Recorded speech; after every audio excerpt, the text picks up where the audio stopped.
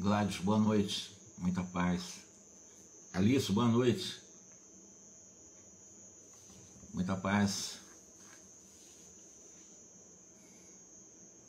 Lazarine, muito boa noite para você, muita paz.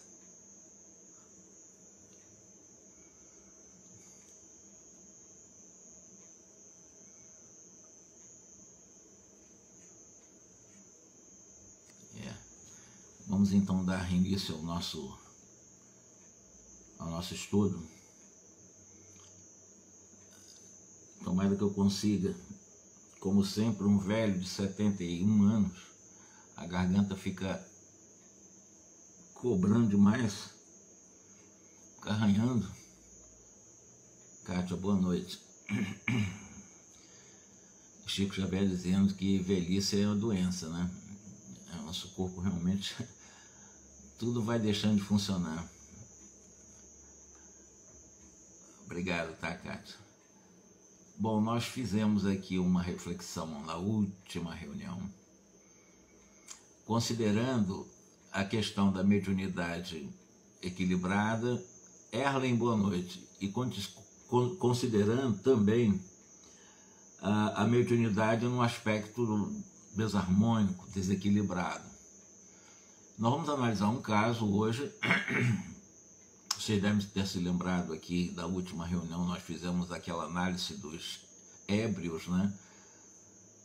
Que tanto o espírito como o encarnado sentem os mesmos sintomas da embriaguez, tanto quanto também do, aspas, prazer do cigarro, da nicotina e outras tantas substâncias que contém durante uma baforada, durante um trago.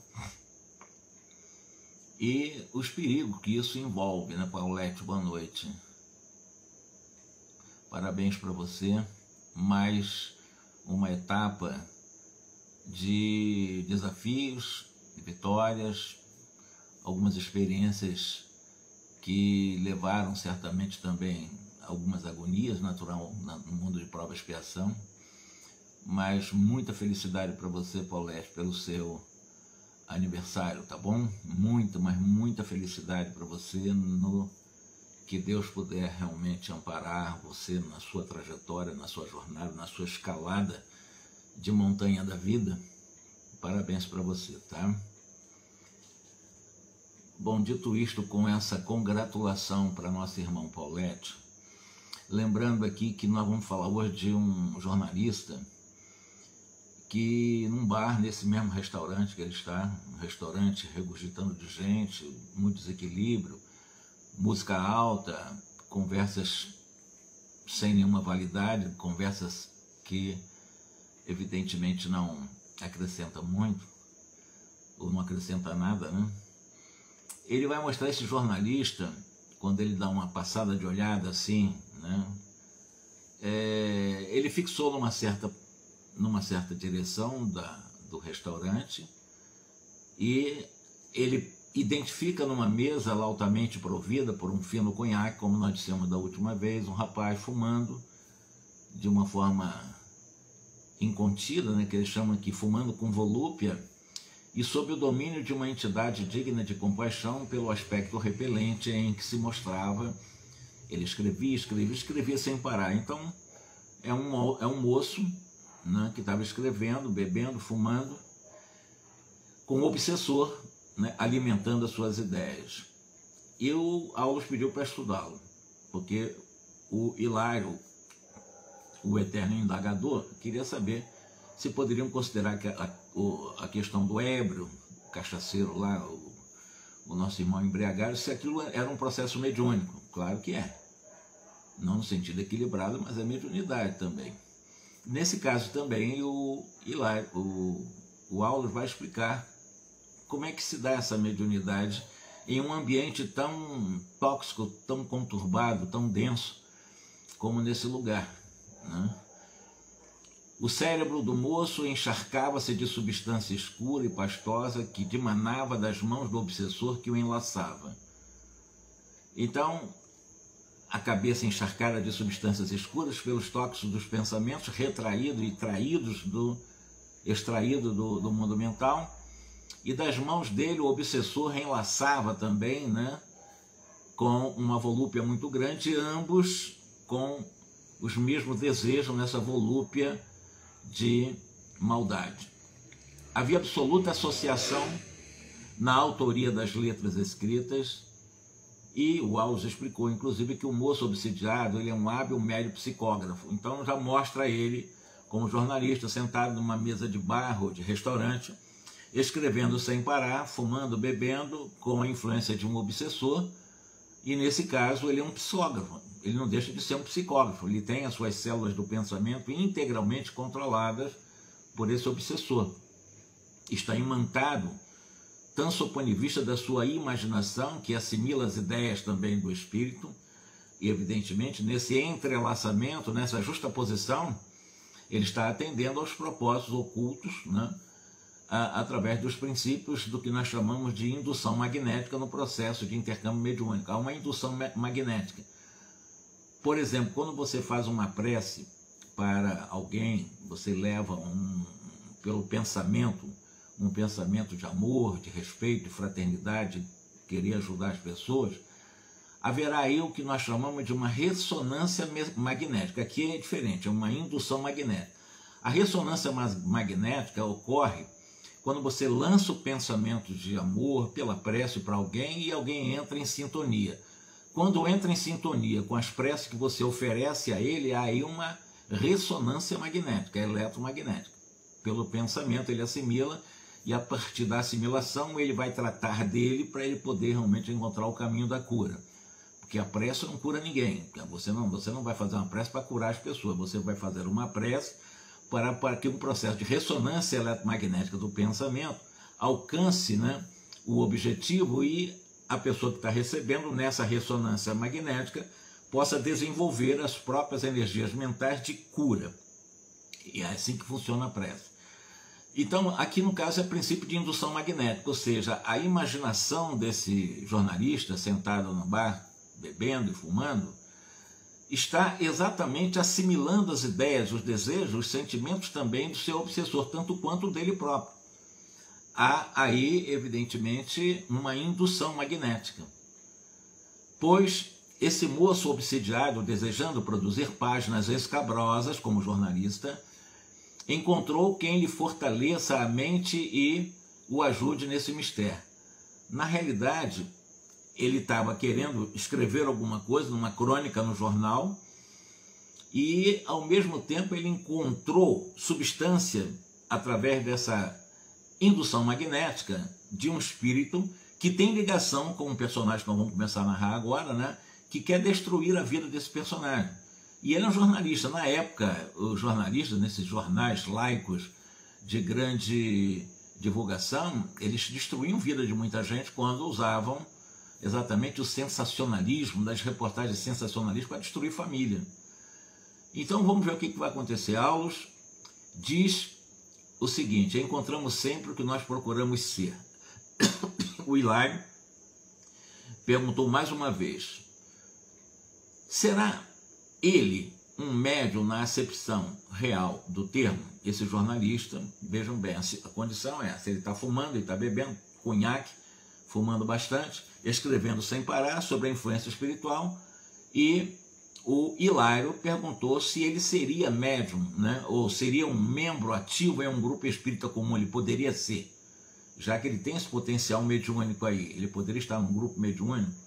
O Aulus diz que não, a princípio não, porque ele não está sob qualquer disciplina espiritualizante. Ele está sim sob influência de um obsessor, mas ele não está com uma disciplina mental no campo de sua própria espiritualização por um processo de transformação moral. Ele é um moço de inteligência exuberante, sem maior experiência da vida, manejado por entidades perturbadoras.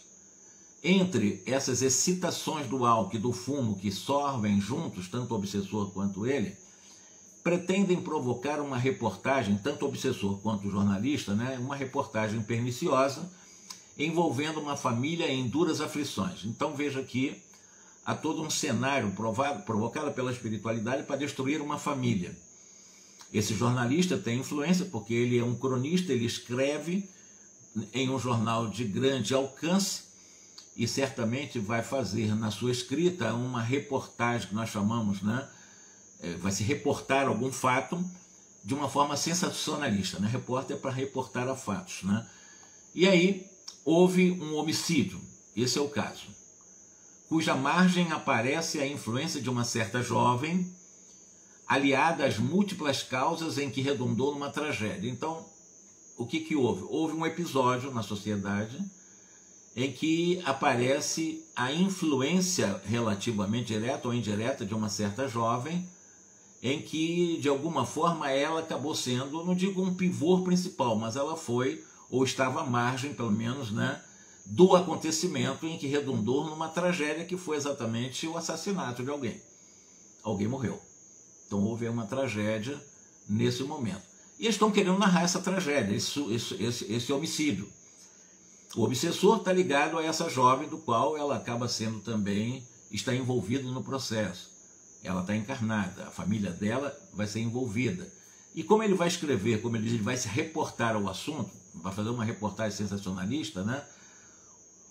Ele diz o seguinte: o moço que observamos é um jornalista da imprensa e dado a fofoca, malícia.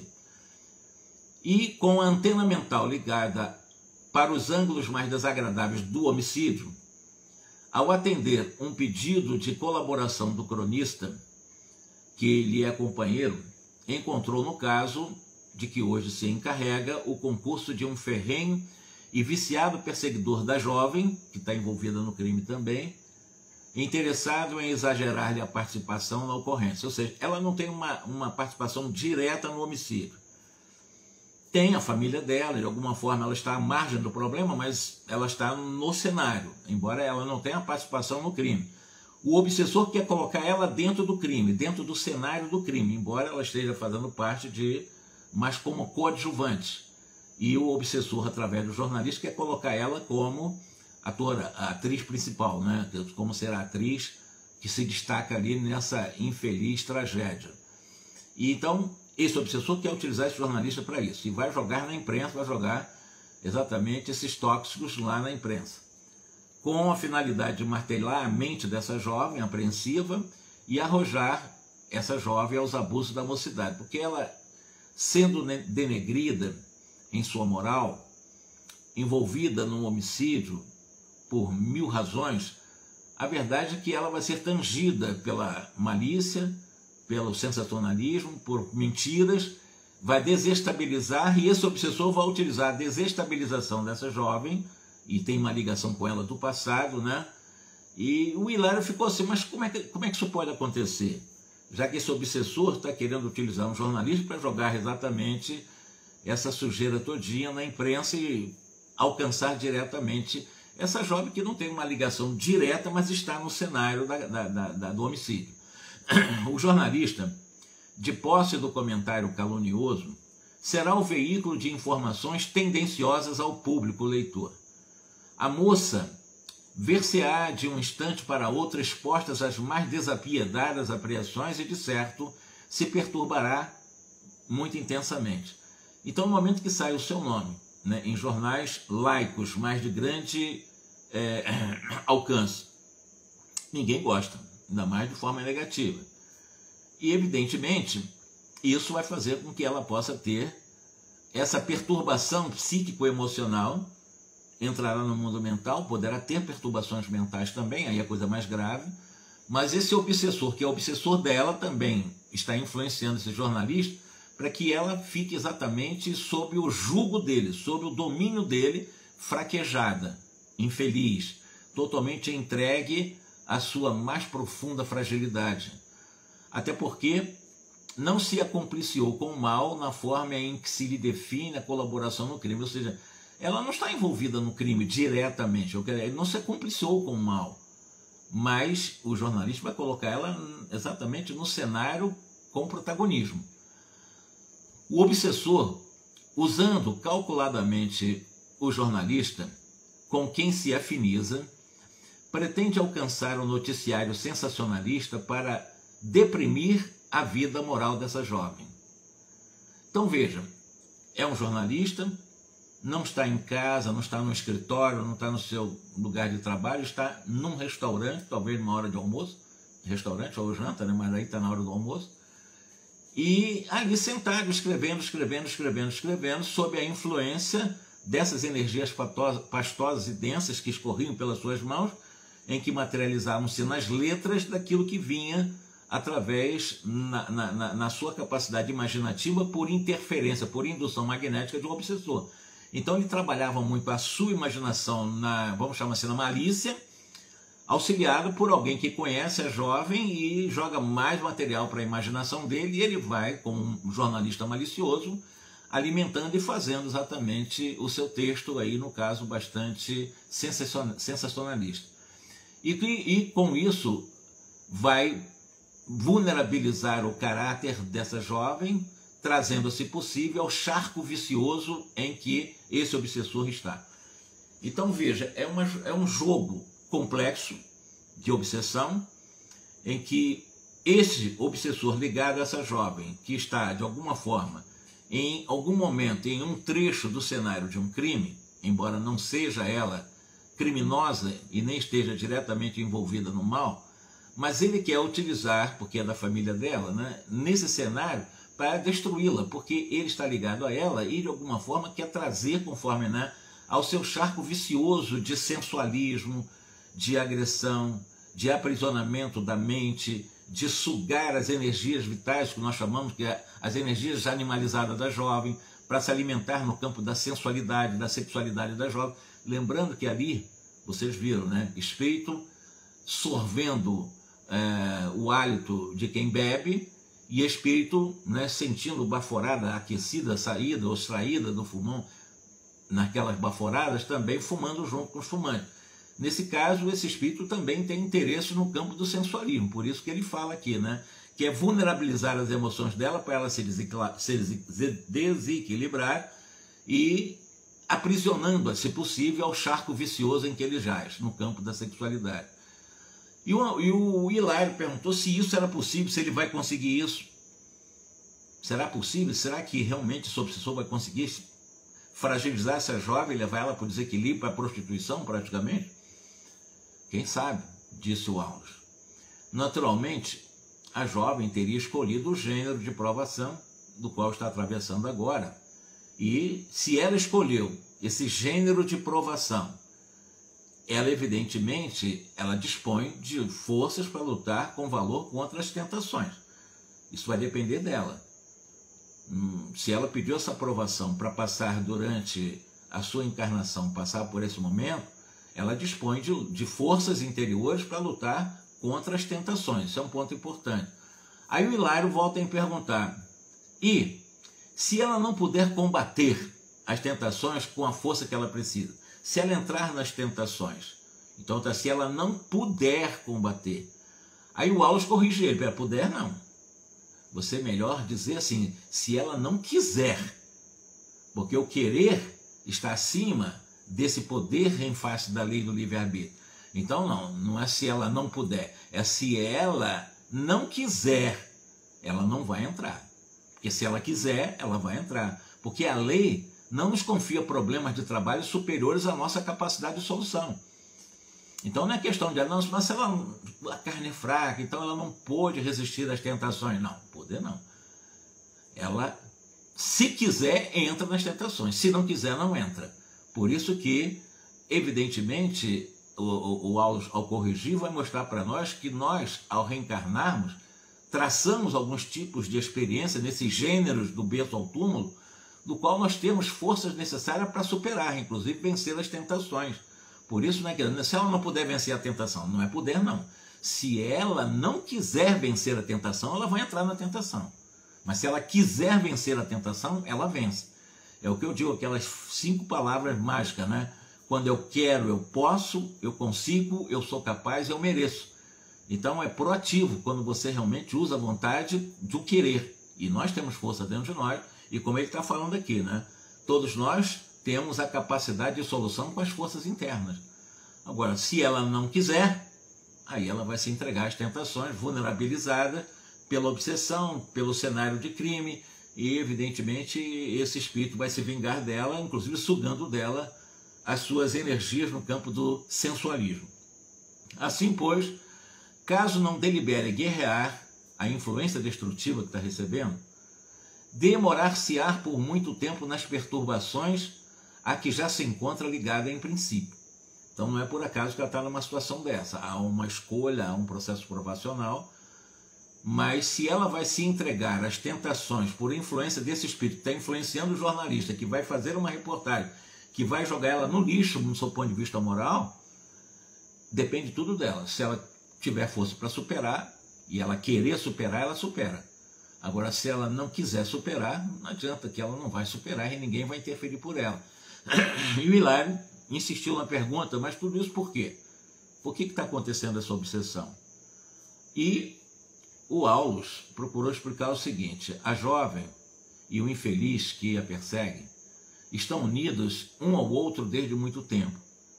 Terão estado juntos nas regiões inferiores do umbral da vida espiritual, antes da reencarnação com que a menina presentemente vem sendo beneficiada. Então o que aconteceu?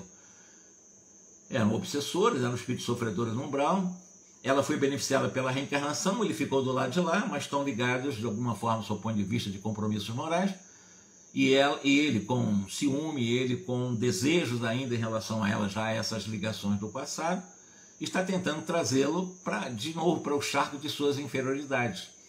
Então, para que ele possa fraquejá-la, já que ela está nesse momento mais fortalecida, vulnerabilizar para que ele tenha um domínio sobre ela, vampirizar ela de todas as formas. E ao reencontrá-la nessa experiência física, diz aqui o Aulus, de cujas vantagens ainda não partilha, esse obsessor tenta incliná-la de novo à desordem emotiva, com o objetivo de explorá-la em atuação vampirizante. Então, esse é o objetivo. E para isso ele está usando o terceirizando o processo, não está agindo diretamente, vai conseguir agir diretamente quando ela for influenciada por essa reportagem que esse jornalista, junto com esse espírito, está elaborando.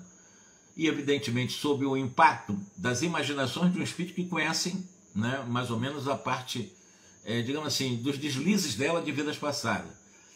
E um jornalista também tendente à malícia, à fofoca, o que vai acontecer? Fome e vontade de comer, vai fazer exatamente uma reportagem sensacionalista que vai alcançá-la, ela vai entrar em desespero emocional, ela vai entrar em processo de desequilíbrio, e nesse desequilíbrio, evidentemente, não vai ter norte, não vai poder caminhar com segurança, porque ela não quis, né? Porque ela optou por se entregar a fraquejar, e no momento em que ela entra nessa inércia, esse espírito vai vampirizar e vão continuar nesse processo de indução magnética, em que ele vai continuar alimentando os seus desejos, os seus lodos mentais, os seus lixos mentais em cima da jovem. E o processo obsessório vai ser terrível, porque vai entrar um processo bem de subjugação e possessão pela vampirização.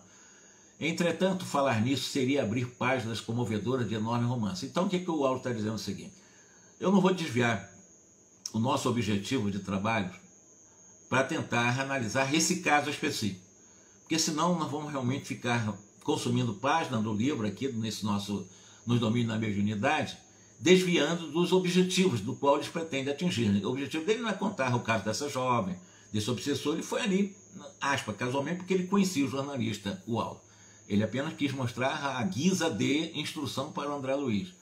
Então, se nós vamos parar por aqui, por Hilário também, que é médico, como eu disse. Eu gosto de falar isso, né? Porque o Hilário eu sempre vejo como um médico, né? Que é colega do André Luiz, para ensinar os dois, né? Então, vamos parar com isso. Aqui não adianta querendo, porque não é o objetivo da obra ver, digamos assim, o episódio dos dois em vidas anteriores. Aí o André fez a sua seguinte ponderação: o quadro sob a nossa análise induz a meditação nos fenômenos gerais de intercâmbio em que a humanidade total se envolve sem perceber. Então ele diz que toda a humanidade, de alguma forma, é induzida a um processo de intercâmbio com as forças espirituais.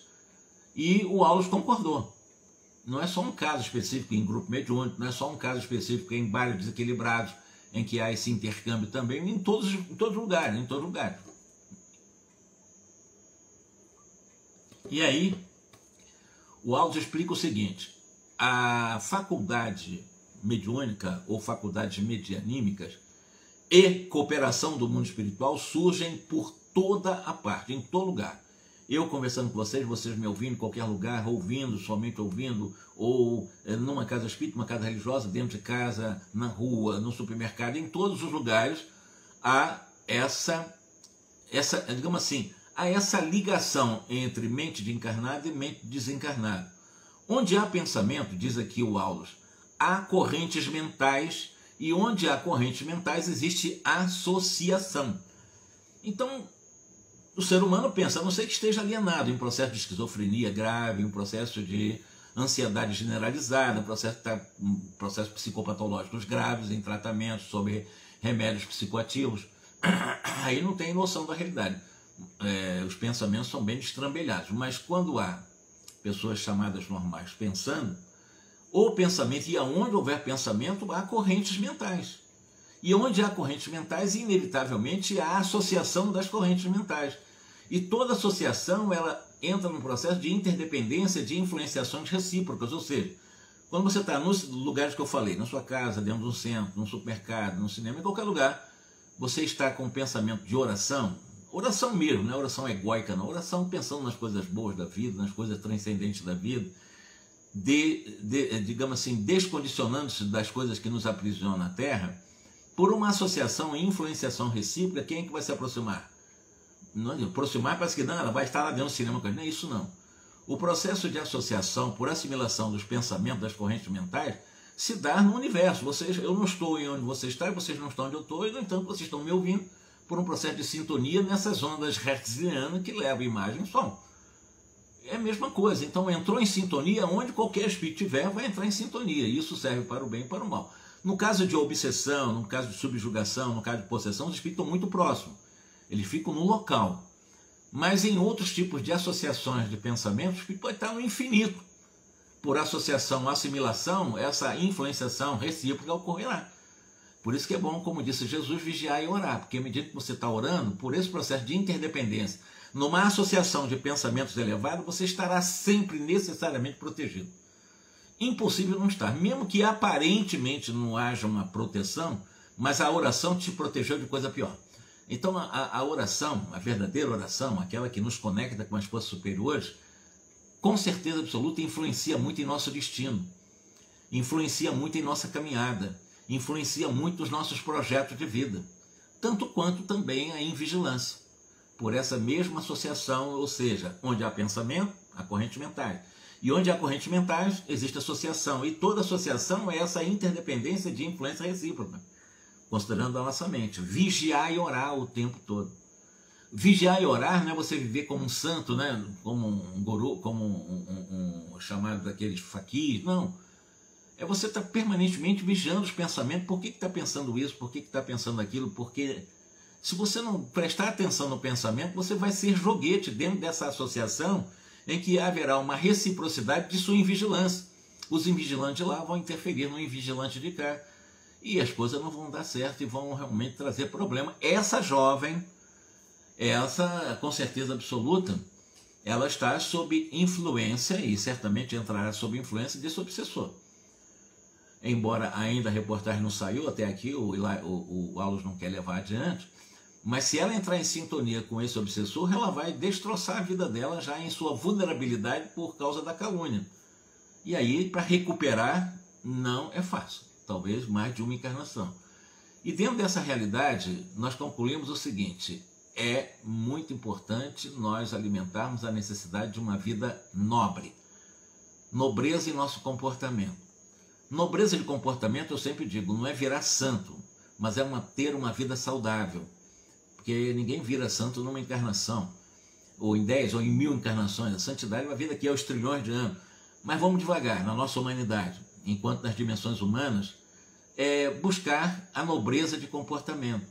Se eu tiver raiva de alguém, de alguma coisa, de pessoa, estou numa fila com raiva de qualquer alimento que realmente são profundamente egóicos, realmente são aqueles que me aprisionam, vamos ressignificar, aceitar que está sentindo isso, porque não adianta reprimir, porque a repressão vai fazer com que isso volte em outro momento com mais força. Não adianta repressão.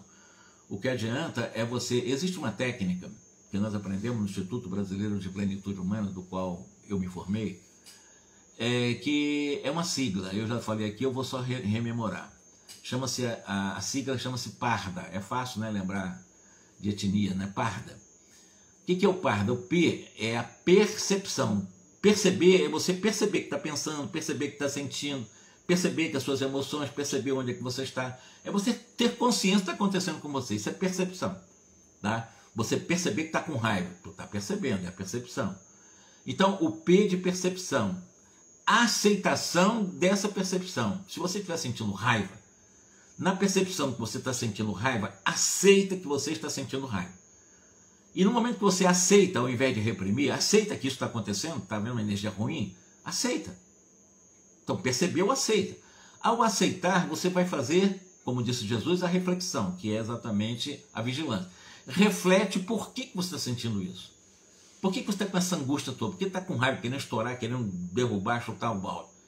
Então, no momento que você faz a reflexão, por que você está aceitando essa energia de revolta, de ira, de raiva, de cólera, mas você está refletindo de que isso daqui não vai te levar a lugar nenhum, você vai pensar na reflexão seguinte: o que eu posso fazer agora para resolver essa questão da minha raiva? E no momento que você está refletindo quais as ações que você pode tomar para você sair da raiva, aceitando a raiva, mas sair da raiva, sem reprimir a raiva, ressignificando a raiva, você entra para um outro processo de uma virtude, que é você decide agir com os mecanismos que você tem para sair da raiva. Mas você precisa decidir e agir. Eu decidi sair da raiva através de uma técnica que Jesus ensinou. Qual foi? A oração. Então eu vou superar a minha raiva sem reprimir, orando, pedindo a Deus força para você não se deixar levar, para que aquilo não traga consequências mais infelizes para você. Então aceita que está com raiva, mas sai, porque tem pessoas que não querem aceitar para também fingir uma falsa santidade. Está sentindo? Então trabalhe isso em você gradualmente, dando um novo significado, uma direção adequada para um sentimento egóico, negativo, de raiva, por exemplo. E no momento que você faz a oração, você já está na ação, ou seja, parda, percebeu, aceitou, refletiu, decidiu e agiu. Se você não decidir, você não ora. Você, quando orou, já decidiu a oração a partir da reflexão, quais as ações que você poderia naquele momento aplicar. Agora, se você não viver com a técnica parda, com certeza nós teremos muitos problemas, porque nós não estaremos trabalhando nosso pensamento, percebendo nosso pensamento, e quando nós vamos ver, já foi feito. Né? Então é importante usar. Lembre da sigla parda: percepção, aceitação, reflexão, decisão e ação. Bom, a fim de nós atrairmos pensamentos que nos enobreçam. O que é isso?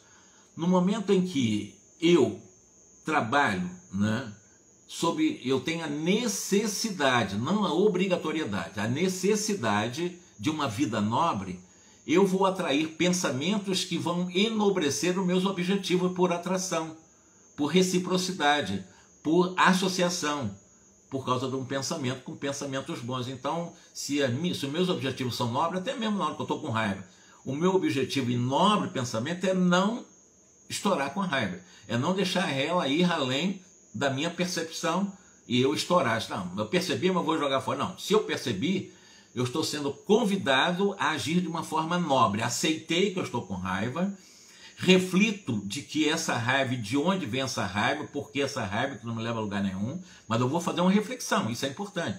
Por que eu estou sentindo isso? Por que eu ainda sinto isso? Isso faz parte. Então, no momento que você está sentindo e aceitando que você está com raiva, repito, você vai decidir resolver a raiva a partir de uma ação consciente da oração, por exemplo.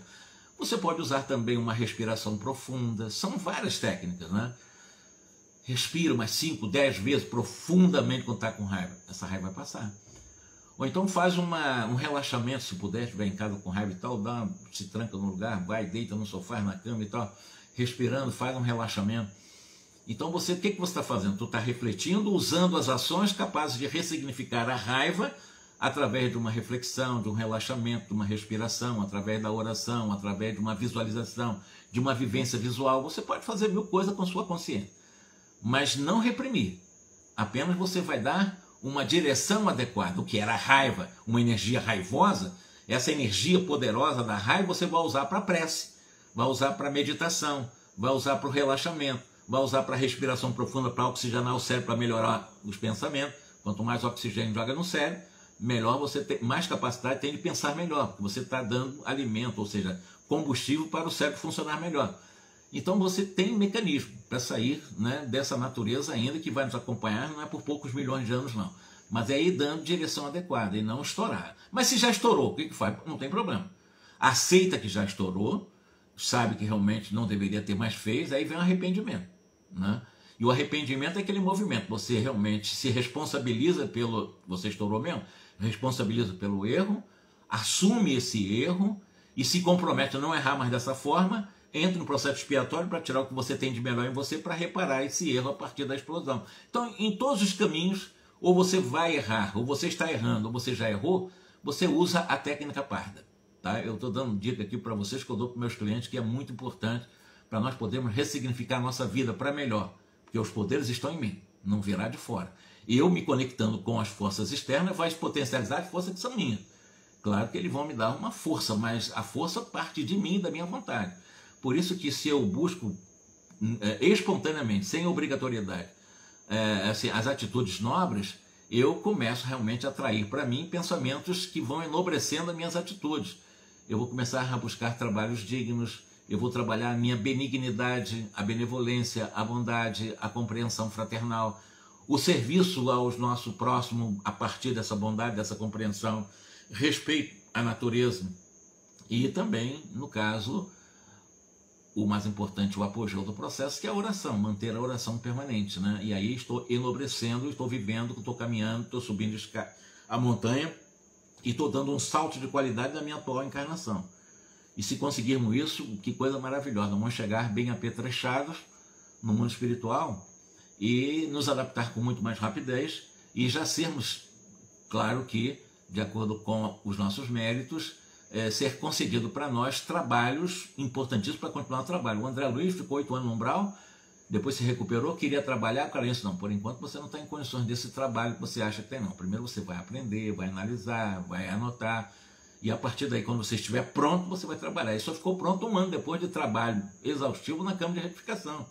Quando foi autorizado a ir para a casa dele, viu um outro homem no seu tálamo conjugal com a sua ex-esposa. Ali que ele venceu o egoísmo, o ciúme, aquelas coisas trágicas do mundo egóico.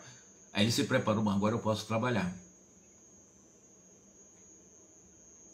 Parda, tá, Kátia? P de Paulo, né? Mas aqui no P é de percepção, tá? Perceber é você... Pô, estou sentindo, você pensou, estou sentindo alguma coisa aqui, isso é perceber. Quando a pessoa não percebe, ela faz as coisas sem perceber e vai fazer coisa errada. Então, quando você está vigiando, você está se percebendo, como disse Jesus, vigie e ore. A percepção, a autopercepção, perceba como é que você está no pensamento, porque os seus sentimentos, as suas emoções, como é que isso está funcionando? Porque pensamento, sentimento e emoção funcionam ao mesmo tempo, não é como uma gavetinha aqui o pensamento, uma gavetinha aqui o sentimento, uma gavetinha aqui a emoção, não, isso funciona ao mesmo tempo, simultaneamente, é só para efeito didático que eu digo, é pensamento, sentimento e emoção.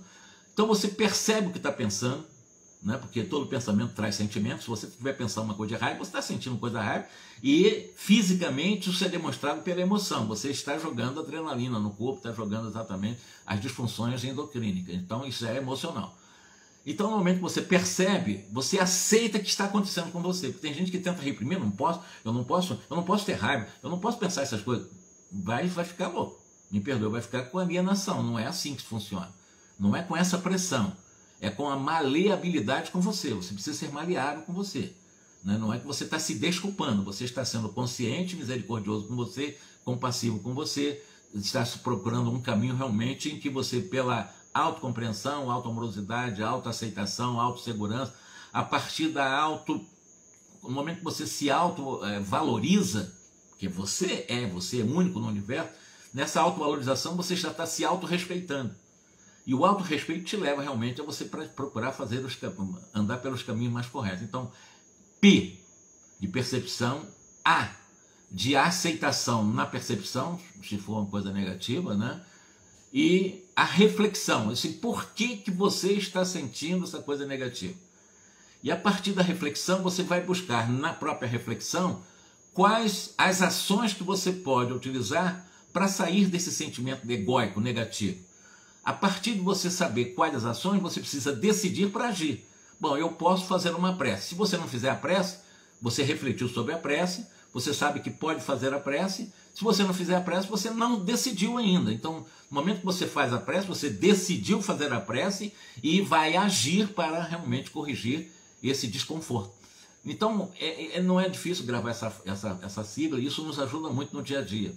Percebe, aceita que está com sentimento negativo, né? E a partir daí você faz uma reflexão, quais as ações que você pode sair. Normalmente as ações são oração, é a mais importante, a respiração profunda, o relaxamento.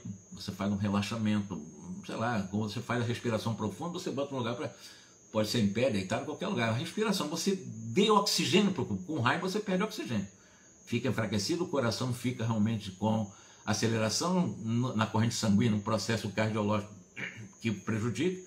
Você também tem um problema respiratório, então fica com um comprometimento cardiorrespiratório, vai influenciar na oxigenação no cérebro, porque você está se deixando levar. Reflete, pare para pensar, pare para refletir, faça uma respiração profunda, bem profunda, umas 5 ou 10 vezes, uma sessão de 5 ou 10 vezes. Quanto mais oxigenar o cérebro, melhor, e a respiração ela precisa ser profunda para isso. E a partir dessa oxigenação do combustível cerebral que você está dando para o cérebro, já vai interferir no mundo mental. Porque há uma ligação, né? Há uma interligação mente física e corpo físico e a nossa mente. A sede da mente é o corpo físico, é o cérebro. Então respirou bem, relaxou, ou então na respiração já se sentiu à vontade, a raiva já passou, excelente, é uma vitória. Se acontecer 1 milhão de vezes num dia, faça isso 1 milhão de vezes. Se acontecer 10 vezes por dia, faz 10 vezes por dia, quantas vezes for necessário. E aí você vai dando o que nós chamamos assim, uma nova versão para o eu, assim, uma nova versão para a Kátia, uma nova versão para o Jorge, uma nova versão, é uma nova pessoa, não virou santo, mas você já tem esse equilíbrio em que você já tem um autodomínio, você já tem os caminhos, os mecanismos para não entrar em desequilíbrio. Se entrar, arrepende-se, expia e repara, e continua. Com essa flexibilidade possível, senão você vai trazer, como eu disse, doenças autoimunes gravíssimas, cânceres, e das autoimunes vem também os processos depressivos, que a pessoa se joga nessa depressão numa cama, não quer se levantar mais, em profunda tristeza, e evidentemente acaba tendo uma vida de péssima qualidade, desencarnando de condições péssimas. É possível. Parda, tá? Percepção, aceitação, reflexão, decisão e ação, tá bom? Bom, e continua aqui, que constitui os meios mais puros de assimilar os princípios superiores da vida. O que são exatamente os meios de assimilarmos os princípios superiores da vida? Exatamente pela oração, trabalho digno, a bondade, que é a benevolência, a compreensão fraternal, o serviço aos semelhantes, o trabalho assistencial mesmo, o trabalho junto aos necessitados, respeito à natureza, respeito às árvores, respeito aos rios, respeito aos animais e a oração. Isso é básico, isso constitui meios importantíssimos e puros para que nós possamos assimilar esses princípios superiores para uma vida sadia, planificando a saúde emocional e espiritual em nós. Tá? Isso parte de mim, não vai vir de fora não.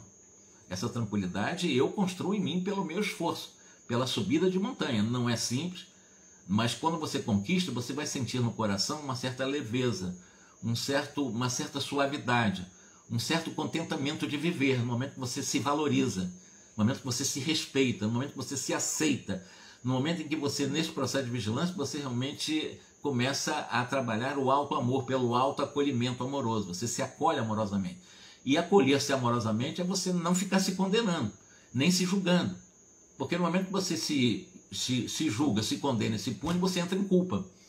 E a culpa é que leva às doenças, todos os tipos de doenças, todas as matrizes de doenças nascem da culpa, que é o auto-julgamento, a autocondenação e a autopunição ao mesmo tempo. Você se pune o tempo todo, por causa da culpa. Que a culpa são esses 3 movimentos, é julgamento, condenação e punição. Você vai fazendo isso com você, mesmo sem perceber, porque você não admite errar. É o perfeccionismo, né? Quando a pessoa não se admite errar, quando erra, entra a culpa, porque ela se julga, se condena e se pune. E a punição pode levar a casos graves. Além de doenças, né, ficar vulnerável no sistema imunológico, você entra em processos graves no sentido emocional e mental, que é mais grave ainda, com uma ansiedade generalizada, né, com um processo psicopatológico de transtornos vários que existem no campo da psiquiatria também, e outros tipos de patologias graves que nós alimentamos pela mente. Toda doença nasce da mente, todas as doenças. seja de fundo emocional, seja de fundo físico, seja de fundo mental, tá? Então, continuando, retomamos a via pública, mal recomeçávamos a avançar quando passou por nós uma ambulância em marcha vagarosa, sirenando forte para abrir caminho. O André Luiz percebeu essa sirene, essa ambulância passando, e à frente, ao lado do motorista, sentava-se um homem de cabelos brancos, e exatamente uma pessoa simpática, mas junto desse homem, junto ao motorista, numa ambulância que estava tocando a sirene ao passar por André Luiz, ele percebeu também que, abraçando com esse senhor de cabelos brancos ao lado do motorista, havia exatamente uma entidade com uma roupagem linda, lirial, né, que envolvia a cabeça desse senhor de cabelos brancos, né, de forma calmante, acalmando ele, irradiando ele com uma luz prateada. O André Luiz achou aquilo curioso. E o Hilário, da mesma forma, perguntou: quem será aquele homem tão bem acompanhado? Que o Hilário percebeu que era um homem sentado ao lado do motorista numa sirene, sirenando, numa ambulância com sirene alta, e ele bem protegido, né? Um senhor bem protegido. E o Aldo explicou o seguinte: olha, nem tudo é energia viciada no caminho comum. Nós vimos um bar aqui cheio de confusão, aqui é diferente. Deve ser aí, ele foi por dedução, deve ser um médico em alguma tarefa salvacionista. Aí o Hilário perguntou: mas ele é espírita? Olha, o Aldo disse o seguinte: olha, com todo o respeito que nós devemos ao espiritismo, é muito importante lembrar que a bênção de Deus, que a bênção do Senhor, pode descer sobre qualquer expressão religiosa. Não quer dizer que aquele médico seja um espírita. Deve ser, antes de tudo, um profissional humanitário, generoso, que por seus hábitos, evidentemente, de ajudar os enfermos, ele se fez credor do auxílio que tem recebido. Não lhe bastariam os títulos de espírita e de médico para reter a influência benéfica de que ele se faz acompanhar agora, não. Para acomodar-se tão harmoniosamente com a entidade que o assiste nesse momento, certamente ele já tem ou ele deve possuir uma boa consciência, um coração que irradie paz, fraternidade. Mas o Hilário insiste: mas podemos qualificá-lo como médium nesse caso?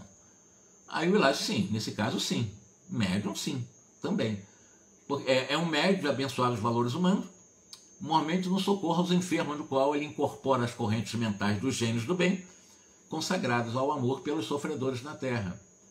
Como devemos influências do bem e do mal, como vemos as influências do bem e do mal na esfera evolutiva em que nos achamos, se estendem por todos os lados, e por todos os lados também registramos a presença de faculdades medianímicas que as assimilam segundo a direção feliz ou infeliz ou indignas em que cada mente se localiza.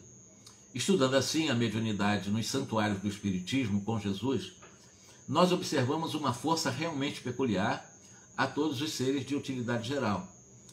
Se sob uma orientação capaz de discipliná-la e conduzi-la para o máximo aproveitamento no bem, recordemos a eletricidade, que pouco a pouco vai transformando a face do mundo.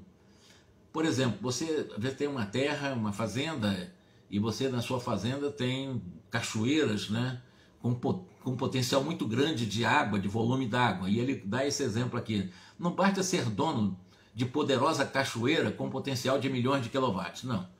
É preciso instalar junto da cachoeira a inteligência da usina para controlar os recursos. Então, botar lá uma usina para que a força dessas águas que tem esse potencial de milhões de quilowatts gere energia elétrica. Dinamizá-los, distribuí-los conforme a necessidade de cada um. Sem isso, a queda d'água será sempre um quadro vivo de beleza fenomênica com irremediável desperdício, porque é um desperdício não utilizar a força, né, de tantos milhões de quilowatts que uma cachoeira propõe.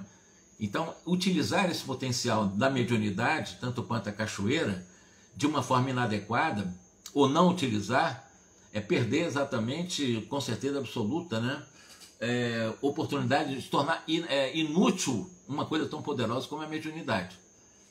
E no momento em que eu canalizo a mediunidade buscando fazer o bem, a partir do princípio do bem, do belo e do bom, da harmonia, da paz, do Cristo, do Evangelho, daquilo que nós aprendemos com Jesus, evidentemente essa grande cachoeira, ou seja, esse grande potencial da nossa mente com a mediunidade, em qualquer lugar, não precisa estar em grupo mediúnico, em qualquer lugar, com a nossa mente trabalhada, nós atrairemos para nós. Quando digo atrairemos para nós, né, o Espírito vai estar pertinho de mim, vai estar aqui no meu quarto, não é assim não.